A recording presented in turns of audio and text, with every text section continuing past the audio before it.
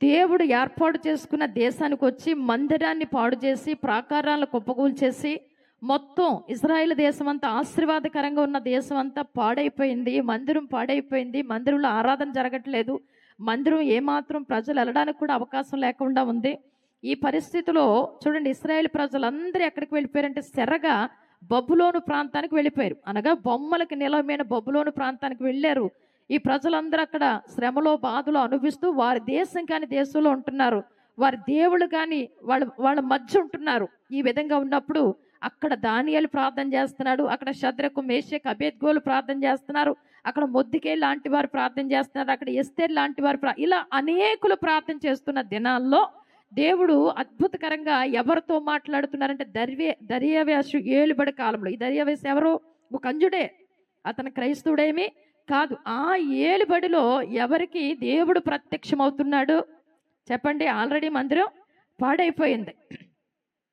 Israel దేశం అంతా పాడైపోయింది. మందిరంలో ఆరాధనలు ఏమీ సరిగ్గా జరగటం లేదు. ఆ సమయంలో మరి ఇశ్రాయేల్ ప్రజల్లో మిగిలిపోయిన వారు అంటే యెరూషలేములో మిగిలిపోయిన ప్రజలు కావచ్చు, సెర్రగా వెళ్ళిపోయిన బందీలుగా వెళ్ళిపోయిన అక్కడున్న ప్రజలు కావచ్చు, మాకు ఒక మందిరం కావాలి అని కొంతమంది అడుగుతా ఉన్నారు. కొంతమంది ఆశపడతా ఉన్నారు. కానీ మిగతా కొంతమంది అనుకుంటున్నారంట ఇంకా సమయం రాలేదు. కొంతమంది అనుకుంటు మందిరం పాడైపోయినా కూడా వాళ్ళు వెళ్ళిన ఇతర వేరే వేరే ప్రాంతాలకు వాళ్ళు ఊరు కానీ ఊరెళ్ళారు కదా, అక్కడేదో సంపాదించుకుంటున్నారు, అక్కడేదో తింటున్నారు, అక్కడ కూడా ఇల్లులు కట్టుకుంటున్నారు. పర్వాలేదు, ఇక్కడ ఏదో బాగానే ఉంది కదా, మందిరం లేకపోతే ఏంటి, దేవుడు లేకపోతే ఏంటి, విగ్రహాల మధ్య నివాసం చేస్తే ఏమైంది, ఏదో నామకార్థంగా ఇంట్లో ప్రార్థన చేసుకుంటున్నాం కదా చాలే, దేవుడు మర్చిపోలేదు కదా, హృదయంలో ఉన్నాడు కదా చాలే అన్నట్టుగా ఉన్న పరిస్థితుల్లో దర్యావేషు అంటే మూడో రోజు ఏలుబడి సమయంలో, అతను ఏలుబడి సమయంలో చూడండి ఇక్కడ ఎవరికి ప్రత్యక్షం అవుతున్నాడంటే దేవుడు రాజైన దర్యావేషు ఏలుబడి యందు 2వ సంవత్సరము 6వ నెల మొదటి దినమున ప్రవక్తయగు 2వ సంవత్సరం అంటే అతను మూడో రాజు పరిపాలనలోకి వచ్చింది. అతను మొదటి రాజు ప్రజలందరినీ అక్కడ ఎత్తుకుపోయాడు. మొదటి రాజు తరం అయిపోయింది, రెండో రాజు తరం అయిపోయింది, మూడో రాజు పరిపాలనలోకి వచ్చిన తర్వాత 2వ సంవత్సరం వచ్చేటప్పటికి 2వ సంవత్సరం 6వ నెల మొదటి తారీఖునే, మొదటి తారీఖునే దేవుడు ప్రత్యక్షమై వాళ్ళతో మాట్లాడడం ప్రారంభిస్తున్నాడంట. హల్లెలూయా. ఏ తారీఖుని చెప్పండి? చెప్పాలి. ఏ తారీఖున? ప్రజలందరూ మందిరం కట్టుకోవచ్చులే ఏమైంది అని నిర్లక్ష్యంగా ఉంటే మొదటి తారీఖునే, నెలలో మొదటి రోజే దేవుడు వారితో మాట్లాడడం ప్రారంభిస్తున్నారంట. మాట్లాడేటప్పటికి వాళ్ళు ఎలా ఉన్నారు, వారి ఆలోచన ఎలా ఉన్నాయంటే అక్కడ దేవుడు చెప్తున్నాడు సమయం ఇంకనూ రాలేదు. అది ప్రజలందరూ ఏమనుకుంటున్నారంట? సమయం ఇంకనూ రాలేదు. సమయం ఇంకా రాలేదు. సమయం వచ్చినప్పుడు ఎవరో ఒకరు వచ్చి కట్టేస్తారులే ఏమైంది మందిరం. ఎప్పుడో సమయం వచ్చినప్పుడు మందిరానికి వెళదాం, సమయం వచ్చినప్పుడు ఆరాధన చేసుకుందాం, సమయం వచ్చినప్పుడు మందిరాన్ని కట్టుకుందాం. సమయం ఇంకా రాలేదు కనుక ఎవరు మనకు సపోర్ట్ చేయట్లేదు. సమయం ఇంకా రాలేదు కనుక ఏది జరగట్లేదు. సమయం వస్తే దాని అంతటా అదే అవుతుందిలే. నువ్వు ఒక ముందుకు ఒక అడుగు వేయకుండా సమయం ఎలా వస్తుంది చెప్పండి? ముందుకు ఒక అడుగు వేయకుండా అదే జరుగుతుందిలే. ఎవరో కోటీశ్వరులు వస్తాడులే, అది జరుగుతుందిలే అంటే జరగదంటే ఇక్కడ సమయం ఇంకా రాలేదులే అంటే ఎవరైనా వచ్చి మన మందిరం పాడైపోయింది కదా, మన మందిరం అలా అయిపోతుంది కదా, మనం కూడా మందిరం కట్టుకోవాలి కదా, మన మందిరానికి అనేక ప్రజలు రావాలి కదా, మన మందిరం ఇలా ఉండాలి కదా అని ఎవరైనా కొంత ఆత్మీయులు వచ్చి అడిగితే మిగతా వాళ్ళు అంటున్నారంటే ఇంకా సమయమో చెప్పండి, ఇంకా సమయమో రాలేదులే, వస్తే అదే జరుగుతుంది ఏమైంది, సమయం వచ్చినప్పుడు అదే జరుగుతుంది ఏమైంది అని అనుకుంటున్నారంట. ఇవన్నీ ఎవరు విన్నారో? మంచిగా వచ్చి ఒక వ్యక్తి మందిరం కట్టుకుంటే బాగుంటుంది కదా అన్న మాటలు దేవుడు విన్నాడు. తర్వాత ఏముంది ఇంకా సమయం ఇంకా రాలేదు, సమయం వచ్చినప్పుడు చూద్దాంలే అన్న మాటలు కూడా ఎవరు విన్నారంటే దేవాతి దేవుడు విన్నాడట. నోరు తెరవాలి. ఎప్పుడు? అప్పుడంటే ఆల్రెడీ వారి మాటలు కూడా విన్నాడు దేవుడు. ఇప్పుడు నీతిగా మాట్లాడుకున్న వారు దేవుని యందు భయభక్తులు చెప్పాలి దేవుని యందు. సామెతల గ్రంథంలో చూస్తే దేవుని యందు భయభక్తులు కలిగి ఉండుట జీవానికి కారణం అంట. అంటే జీవం అంటే నువ్వు బ్రతుకుతావు. దేవుని యందు భయభక్తులు కలిగి ఉండుట జ్ఞానానికి మూలం అంట. దేవుని యందు భయభక్తులు గలవారు చెడుతనాన్ని చేస్తారట. కాబట్టి చూడండి, ఇక్కడ దేవుని యందు భయభక్తులు గలవారు మాట్లాడుకుంటుండగా కూడా ఆయన చెవియొగ్గి వింటున్నాడు. బుద్ధిహీనులు మాట్లాడుకుంటుండగా కూడా విన్నాడు. వాళ్ళు ఎక్కడున్నారు, వీళ్ళు ఎక్కడున్నారు చెప్పాలి. వాళ్ళు ఎక్కడున్నారు, వీళ్ళు ఎక్కడున్నారు? గతంలో చెప్పాను, మేకలు గొర్రెలు. మేకలు ఏం చేస్తున్నాయి? ఇంకెంతసేపు ఈ మేమేమి అరడం, ఇతను అరుస్తాడు, పక్కన అరిసేటట్టుగా చేస్తాడు. మేక పరిస్థితి అది. ఇప్పుడు చూడండి, వాళ్ళు మాట్లాడుకుంటున్నారు, విన్నాడు ఆయన, ఏం మాట్లాడలేదు. అప్పుడు ఆ మాటలు విన్న తర్వాత అప్పుడు యెహోవా యందు భయభక్తులు గలవారు ఒకరితో ఒకరు మాట్లాడుకుంటున్నారంటే ఎవరు చెప్పండి? ఇప్పుడు యెహోవా యందు భయభక్తులు గలవారు మాట్లాడుకుంటున్నారు. దేవుని యందు భయభక్తులు లేని వారు కూడా ఒక గ్రూపేజ్ ఉంది, వాళ్ళు కూడా మాట్లాడుకుంటున్నారు. వాళ్ళ మాటలు ఎలా ఉన్నాయి అంటే, యెహోవా యందు భయభక్తులు లేని వారు, లోకంలో ఉన్నవారు, అపవాదికి చోటు ఇచ్చిన వారు మాటలు ఎలా ఉన్నాయి, దేవుని యందు భయభక్తులు గలవారు మాటలు ఎలా ఉన్నాయి, చక్కగా రాయబడి ఉందండి అక్కడ. వాళ్ళ మాటలు సంఘంలోనే ఉన్నారు, పరిచర్యలోనే ఉన్నారు, వాళ్ళ మాటలు ఎలా ఉన్నాయంటే నేనే నన్ను కనపరచాలి అన్నట్టున్నాయి. ఇక్కడ ఈ మాటలు ఎలా ఉన్నాయి? వాళ్ళు చెదిరిపోతున్నారు, ఇద్దరు కలిసి ఏం చేస్తున్నారు? నిష్ప్రయోజనం అంటున్నారంటే ఒకటి చెడిపోయి ఇంకొకరు కూడా చెడగొడుతున్నారు. ఇక్కడ దేవుని యందు భయభక్తులు గలవారు మాటలు ఎలా ఉన్నాయి? రెండు గుంపుల్ని మనకు దేవుడు ఇక్కడ చూపిస్తున్నాడు. ఇప్పుడు దేవుడి యందు భయభక్తులు గలవారు మాటలు ఎలా ఉన్నాయి? వారు ఒకరితో ఒకరు మాట్లాడుకుంటుండగా చెవి యొగ్గి దేవాతి దేవుడు వినడం ప్రారంభిస్తున్నాడంట. హల్లెలూయా! ఏం మాట్లాడుకుంటున్నారు? చదవండి మాట. మరియు యెహోవా యందు భయభక్తులు కలిగి ఆయన నామమును స్మరించుచు ఉండు వారికి జ్ఞాపకార్థముగా ఒక గ్రంథము ఆయన సముఖమందు వ్రాయబడెను. చాలు, రెండు చేతుల పైకెత్తి స్తోత్రాలు చెల్లించండి. ఎవరికి ఉందంట జీవ గ్రంథం? ఎవరి పేరు ఎక్కడ రాయబడుతుందంట? నువ్వు పరిచర్య చేసి నువ్వు పరిచర్య చేసినాడు ఇంకెవ్వరిని అసలు నువ్వు చేసేవని కూడా ఎవరికి తెలియకూడదు. నువ్వు వెనక్కి వెళ్ళిపోవాలి. నువ్వు ఏది చేసినా, ఏది ఇచ్చినా, ఏ పరిచర్య చేసినా, ఏది ఇచ్చినా నువ్వు వెనక్కి వెళ్ళిపోతే నీ పేరు ఎక్కడ రాయబడి ఉందంట? చెప్పాలి, ఎక్కడ రాయబడి ఉందంట? ఇక్కడ కాదు, ఈ మహిమ సన్నిధిలో కాదు నీ పేరు రాయవలసింది. ఎక్కడ? మనుషుల హృదయంలో కాదు నీ పేరు రాయవలసింది, నువ్వు దృష్టించవలసింది ఎక్కడ చెప్పండి? అది జీవ గ్రంథంలో ఉందంటండి. అంటే బుద్ధిహీనులు పరిచర్య చేస్తున్నారు, కానీ బుద్ధిహీనులు పరిచర్య చేస్తున్నారు, అపవాదికి చోటిచ్చిన వారు పరిచర్య చేస్తున్నారు, ఆడంబరంగా కోరుకునేవారు పరిచర్య చేస్తున్నారు. వాళ్ళు అంటున్నారు చేస్తున్నాం కానీ మనకేముంది అని సుడుక్కున్న వాడి పేరు ఎక్కడ లేదంట. చెప్పండి ఎక్కడుంది? ఆయన చేతిలో జీవగ్రంథం ఉంది. సుడుక్కునేవాళ్ళు, తిట్టుకునేవాళ్ళు, చెడిపోయి చెడగొట్టేవాళ్ళు, వాళ్ళ పేరు లేదు అక్కడ. కానీ యెహోవా యందు భయభక్తులు కలిగి వారు మరికైపోయి దేవుని కొరకే మేము బ్రతకాలి, దేవుడిచ్చిన పనిది మేము చెయ్యాలి అనుకున్న వారి పేరంట జీవగ్రంథంలో రాయబడి ఉందండి. తప్పలు కొడుతూ దేవుడి నామాన్ని మేము పొరుద్దామా? హల్లెలూయా! ఇప్పుడు పరిచర్య చేసే వారి పేరు ఎక్కడ రాయబడాలి చెప్పండి? జీవగ్రంథమా, మహిమ గ్రంథంలో, మహిమ సన్నిధి గ్రంథమా? ఎక్కడ కూడా ఏదో ఒక గ్రంథం ఉంటుంది కదా. యెహోవా విని జీవ గ్రంథంలో రాసేసాడంట. అంటే ఎక్కడుంది ప్రతిఫలం చెప్పండి? చెప్పాలి, ఎక్కడుంది? అయిపోయిందా? ఉందా? హల్లెలూయా! ఇప్పుడు మన పేరు ఎక్కడ ఉండాలి చెప్పండి? అంటే జీవ గ్రంథంలో నీ పేరుంటే సచ్చిన తర్వాత అక్కడ ఉంటాయండి మనకు ఆశీర్వాదాలు. శరీరం సచ్చిన తర్వాత మన ఆత్మకు మరణం లేకుండా అక్కడికి వెళ్ళిన తర్వాత మనం చేసిందంతా కూడా దానిని బట్టి మనం ప్రతిఫలం అనుభవిస్తాం. అంత మాత్రమే కాదు, మనం చేసిన దాన్ని బట్టి పరమందు భూమి మీద కూడా దేవుడు ప్రతిఫలాలు దేవుడు మనకి ఇస్తాడు. చేతులు ఎత్తి స్తోత్రాలు చెప్దాం. హల్లెలూయా!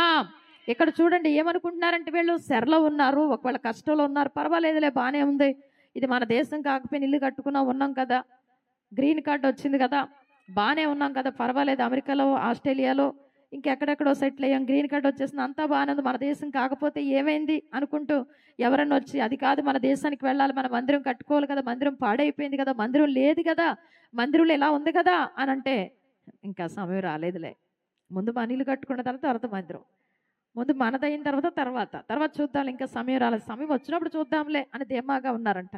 ఇప్పుడు దేవుడు మాట్లాడుతున్నాడు. మరొకసారి ఆ మాట చదువుదామా? సమయం ఇంకనూ రాలేదు, యెహోవా మందిరమును కట్టుటకు సమయం ఇంకనూ రాలేదని ఈ జనులు చెప్పుచున్నారే. ఏ జనులు? అన్య జనులు కాదండి. ఏ జనులు చెప్పండి?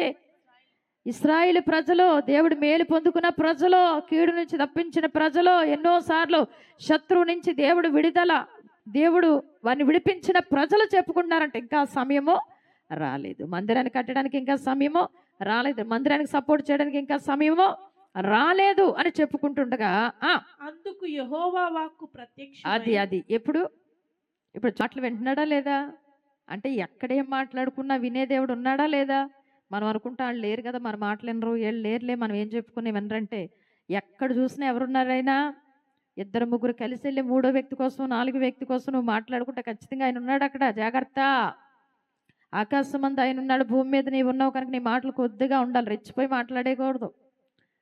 నీ మాట ద్వారా నువ్వు చిక్కబడతావు, జాగ్రత్త అని ఉంది. మూర్ఖుడు తన నోటి మాట ద్వారా విపరీతంగా మాట్లాడి చిక్కబడతాడండి. తక్కువగా మాట్లాడితే చాలా మంచిదండి. చాలామంది ఇంకా అవకాశం దొరికింది కదా డబడబా డబడబా డబడబా మాట్లాడడం, ఏదేదో మాట్లాడడం, జ్ఞానం లేకుండా మాట్లాడడం. నీ మాటల ద్వారా నువ్వు చిక్కబడతావు, నీ మాటల ద్వారా ఇతరులకు లోకు అయిపోతావు, నీ మాటల ద్వారానే నువ్వు మూర్ఖుడువో మూర్ఖురాలువో నీ మాటల ద్వారా తెలిసిపోద్ది. కాబట్టి మాటలు చాలా తక్కువగా ఉప్పు వేసినట్టుగా రుచికరంగా ఉండాలంట. హల్లెలూయా. వారు మాట్లాడుకుంటున్నప్పుడు ఎవరున్నారు చెప్పండి? వెంటనే రోషం వచ్చింది ఆయనకి. ఇంకా మందిరం కట్టడానికి సమయం రాలేదా నాయనా? ఇంకా యెరూషలేము రావడానికి సమయం రాలేదా? ఇంకా పని చేయడానికి సమయం రాలేదని వెంటనే అప్పుడు అంటే చెడ్డగా మాట్లాడుకున్న మాటలు కూడా వింటాడు ఆయన. మంచిగా మాట్లాడుకున్న కూడా మాటలు విని మంచిగా మాట్లాడుకున్న వారు, మంచి కార్యాలు చేసేవారు వెంటనే జీవగ్రంథంలో నీ పేరు రాసేస్తాడు. పలానా డేటు, పలానా వ్యక్తి, పలానా సమయంలో పలానా పని చేసేది. చెడ్డగా మాట్లాడుకున్న వాళ్ళకు కూడా ఒక జీవగ్రంథం ఉంది, అందులో కూడా నీ క్రియలన్నీ రాస్తాడు. ఒక రోజు వస్తుందంట, వారి వారి క్రియల చొప్పున వారికి ప్రతిఫలం జరుగుతుందంట. హల్లెలూయా. అప్పుడు యెహోవా అందుకు యెహోవా వాక్కు ప్రత్యక్షమై ప్రవక్తయగు హగ్గయి ద్వారా సెలవిచ్చినది ఏమనగా, ఎవరితో మాట్లాడుతున్నాడు చెప్పండి? ప్రవక్త అయిన హగ్గయి ద్వారా మాట్లాడుతున్నాడు. అంటే ఒక వ్యక్తి అంటున్నాడు మందిరం కట్టుకుందామా అని, ఒక వ్యక్తి అంటున్నాడు మందిరానికి వెళదామా అని, ఒక వ్యక్తి అంటున్నాడు సంఘానికి సపోర్ట్ చేద్దామా అని, ఒక వ్యక్తి అంటున్నాడు ఇది చేద్దామని, ఇంకొక వ్యక్తి అంటే సమయంకి రాలేతారో చూద్దాంలే ఏంటి అంటున్నాడు ఇంకొక వ్యక్తి. ఈ సంభాషణ అంతా విని దేవుడు విని ఎక్కడికి వెళ్తాడంటే ఒక ప్రవక్త దగ్గరికి వెళ్ళి బయలుపరుస్తున్నాడు. ప్రవక్తతో ఈ మాటలు చెప్తున్నాడు. ఈ మందిరము పాడై ఉండగా, ఏ మందిరం చెప్పండి చెప్పండి, ఏ మందిరం? ఈ మందిరము పాడై ఉండగా. మీరు సరంబి వేసి, మీకు అర్థమవుతుందా? ఏ మందిరం చెప్పాలి? ఏ మందిరం? నా మందిరం పాడై ఉండగా మీరు మాత్రం సరంబి వేసిన ఇండ్లలో నివసించుటకు ఇది సమయమా? అది అర్థమవుతుందా? వాళ్ళు మాట్లాడుకున్న మాటలన్నీ పట్టుకెళ్ళి ప్రవక్తతో చెప్తున్నాడు దేవుడు. నా మందిరం పాడై ఉండగా, నా మందిరం పాడైపోయి ఉండగా మీరు సరంబి వేసిన బిల్డింగ్లో ఉండడం ఇది సమయమా? కాబట్టి సైన్యములకు అధిపత్యగు యెహోవా సెలవిచ్చినది ఏమనగా, మీ ప్రవర్తన గురించి ఆలోచించుకొనుడి. మీరు విస్తారముగా విత్తినను మీరు కొంచెమే పండి. ఇక్కడ ఆగండి. నా మందిరం పాడై ఉంటుండగా, నా మందిరంలోకి జనాలు రాకపోతే, మందిరం పాడైపోతుంటే, నా మందిరానికి వచ్చే అర్పణలు ఆగిపోతే మీరు సంతోషకరంగా ఉంటున్నారా? కొంతమంది అంటారు చూడండి, భలే జరిగింది, ఈ ఆశీర్వాదం కావాలంటే మందిరం కొరకైనా ఒక ఆసక్తి నీలో పుట్టాలి, అంతేగాని పరిచర్య చేయను, అది చేయను, ఇది చేయను, మందిరం ఇలా అయిపోతుందని వాళ్ళకి వీళ్ళకి 10 మందికి చెప్పడం కాదు. ఈ ఆసక్తి చూపించినప్పుడు ఖచ్చితంగా దేవుడు కార్యం చేస్తాడు. హల్లెలూయా. తర్వాతగా చూస్తే ఈ మాటలు విన్న తర్వాత అతను వెళ్ళాడు, చెప్పాడు. వాళ్ళు దేవుడు పని చేయడానికి, దేవుడు మందిరం పని చేయడానికి వాళ్ళందరూ కలిసి ఎప్పుడైతే ఆ ప్రవక్తకి దేవుడు బయలుపరచగానే వాళ్ళకి వెళ్ళి చెప్పగానే వాళ్ళు కూడా వాళ్ళ తప్పేంటో తెలుసుకున్నారు. అందరం కలిసి మందిరం పని చేయడానికి పూనుకున్నారు. దేవుడు ఘనమైన మందిరాన్ని కట్టించేశాడు. ఎంత ఘనమైన మందిరం అంటే చూడండి, ప్రవక్తకి దేవుడు బయలుపరచగానే వెళ్ళి చెప్పేశాడు, వెళ్ళి నానా నీకు మందిరం మీద ఆసక్తి లేదు, పరిచర్య మీద ఆసక్తి లేదు, ప్రార్థన మీద ఆసక్తి లేదు, మందిరం కట్టాలని కానీ మందిరం మీద కానీ ఆసక్తి నీకు లేదు, ఆ ప్రార్థన నీకు లేదు, కాబట్టి కష్టాలు నీకు వస్తాయని. కానీ అక్కడ ప్రజలు ఎంత మంచి ప్రజలు అంటే అందరూ కూడా నిజమేనయ్యా మాకు ఆసక్తి లేదు, తర్వాత చూద్దాంలే అనుకుంటున్నాం, మా ఇల్లు మా ఇది మాది అనుకుంటున్నాం, క్షమించయ్యా అని వెంటనే అందరూ కలిసి ప్రార్థన చేశారు. దేవుడు మహాకృప, మందిరం కట్టడానికి దేవుడు కృప చూపించాడు. తప్పట్లు కొడుతూ దేవుడు నామని మైపడు, మందిరం కట్టడానికి దేవుడు కృప చూపించాడు. హల్లెలూయా. ఎంత మంచి మందిరం అనంటే మొదటి మందిరి మహిమ కంటే కడవరి మందిరి మహిమ అధికమైపోతుందంట. తప్పలు కొడదామా? మొదటి మందిరి మహిమ కంటే కడవటి మందిరి మహిమ అధికం. అది చదువుదాం చూడండి, ఆ మాట ఒక్కటి చదువుదాం. ఈ కడవరి మందిరము యొక్క మహిమ మునుపటి మందిరము యొక్క మహిమను మించినని సైన్యములకు అధిపతి యెహోవా సెలవిచ్చుచున్నాడు. ఈ స్థలం ముందు నేను సమాధానమును నిలుపును అనుగ్రహించేదను.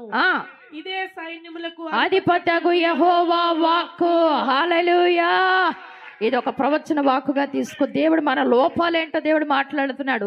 ఆ లోపాలు సరి చేసుకొని మనం ఏది చెయ్యాలో ఆ పని చేయడానికి పూనుకున్నప్పుడు అంట అద్భుతకరంగా మొదటి మందిర మహిమ కంటే చెప్పండి చెప్పాలి. ఈ సంవత్సరం ప్రారంభ నెల నుంచి ఈ రోజు వరకు మందిరం పాడబఉండొచ్చు, ప్రజలు చెదిరిపోవచ్చు, మందిరంలో సరైన క్రమంగా జరగకపోవచ్చు. కానీ ఈ రోజు దేవుడు మాట్లాడుతున్న మాట ఏంటో తెలుసా? మనమందరం కలిసి మీరు మనము సరి చేసుకొని మొదట ప్రేమకు మళ్ళీ మందిరం కొరకు ఆసక్తి పుట్టి ప్రార్థన చేస్తే ఖచ్చితంగా పని చేయడం పూనుకుంటేనంట ఇక్కడ మొదటి మందిరి మహిమ గత కాలంలో జరిగిన ఆరాధనల కంటే, గత కాలంలో జరిగిన ప్రార్థనల కంటే, గత కాలంలో జరిగిన అద్భుతాల కంటే కూడా దేవుడు ఏం చేయబోతున్నాడంటే దానికి మించిన మహిమ మందిరంలో మనం చూడబోతున్నాం. దేనికి మించింది? చెప్పాలి. దేనికి మించింది? ఎందుకని? మీ శత్రు మిమ్మల్ని ఎడబాచాడు కనుక ఇప్పుడు మీరు అభివృద్ధి పొందుతారు. ఇక్కడ ఏం రాయబడి ఉంది చెప్పండి? మొదటి మందిర మహిమ కంటే మించినదై ఉంటుందంట. చెప్పండి అందరూ పక్కన చూసి చెప్పండి. ఈ రోజు వరకు జరిగిన పరిచర్య కంటే, ఈ రోజు వరకు ఈ సంవత్సరం వరకు జరిగిన దానికంటే మించిన పరిచర్య మనం చేయబోతున్నాం. మించిన కార్యాలు దేవుడు మనం చేయబోతున్నాడు. మించిన కార్యాలు మన కుటుంబంలో చేయబోతున్నాడు. మించిన గొప్ప కార్యాలు దేవుడు మన కుటుంబంలో చేయబోతున్నాడు. ఆసక్తి నీలో లేదా? పొందుకోవాలని ఆసక్తి నీలో లేదా? మించిన కార్యాలు దేవుడు చేయబోతున్నాడు. మొదటి మందిరి మహిమ కంటే కడవరి మందిరి మహిమ ఇదిగో దీన్ని మించినదిగా దేవాతి దేవుడు చేయబోతున్నాడు. అభివృద్ధిలోకి నడిపించబోతున్నాడు. ఆత్మల పంట మనం చూడబోతున్నాం. హల్లెలూయా! ఏ పంట మనం చూడబోతున్నాం? ఆత్మల పంట మనం చూడబోతున్నాం. ప్రవక్తకి చెప్పగానే, దైవ సేవకుడు చెప్పగానే దాచుకోలేదు. వెళ్ళి అమ్మా నీ పొరపాటు ఇది, సంగమా మీ పొరపాటిదే, మీరు సరిదిద్దుకోగలిగితే కనుక మొదటి మందిరి మహిమను మించిన మందిరాన్ని మీరు చూడబోతున్నారు. మించిన కార్యాలు మీ కుటుంబంలో జరగబోతున్నాయి. మించిన గొప్ప కార్యాలు జరగబోతున్నాయి. పరిశుద్ధాత్మ కార్యాలు జరగబోతున్నాయి. గొప్ప కార్యాలు జరగబోతున్నాయి. నూతన కార్యాలు జరగబోతున్నాయి. కుంటివారు నడుస్తున్నారు, మోగవారు మాట్లాడుతున్నారు, అంగహీనులు గంతులు వేస్తున్నారు. ఘనమైన గొప్ప కార్యాలు జరగబోతున్నాయి. కోల్పోయిన అభిషేకం, కోల్పోయిన మొదటి ప్రేమకును మరలా మళ్ళించబోతున్నావు. ఎంత గొప్ప కృప చూడండి. ఇంకో కారణం ఏంటి? ప్రవక్తలు చెప్పగానే ఏం చేస్తున్నారు?